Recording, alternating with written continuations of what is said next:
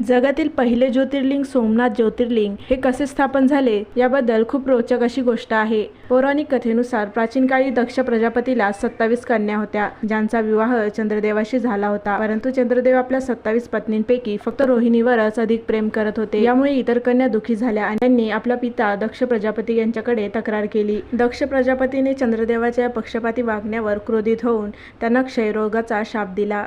या शापामुळे चंद्रदेवाचा प्रकाश हळूहळू कमी होऊ लागला आणि त्यांची चमक नाहीशी झाली। यामुळे संपूर्ण सृष्टीवर अंधार पसरू लागला। आपल्या शापमुक्तीसाठी चंद्रदेवाने भगवान शंकराची आराधना करण्याचा निर्णय घेतला। त्यांनी प्रभास क्षेत्रात, जिथे आज सोमनाथ मंदिर आहे, इथे शिवलिंगाची स्थापना केली आणि कठोर तपश्चर्या केली।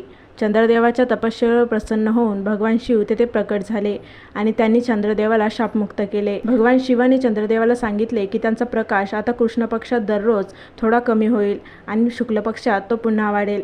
या घटनेनंतर चंद्रदेवाने भगवान शिवाला विनंती केली की त्यांनी या ठिकाणी कायमचे वास्तव्य करावे। चंद्रदेवाच्या सोमविनंतीमुळे भगवान शिव येथे ज्योतिर्लिंगाच्या रूपात प्रकट झाले आणि म्हणूनच या ज्योतिर्लिंगाला सोमनाथ असे नाव पडले। या सोमनाथ मंदिराबद्दल अनेक रहस्य सुद्धा आहेत, ते आपण पुढच्या व्हिडिओमध्ये बघू। श्रावण महिन्यानिमित्त आपण महादेवाच्या 12 ज्योतिर्लिंगाची माहिती आणि रोचक गोष्टी आणि रहस्य सांगणार आहोत। त्यासाठी लगेचच आपल्या चॅनलला सबस्क्राईब करून ठेवा आणि कमेंटमध्ये हर हर महादेव नक्की लिहा।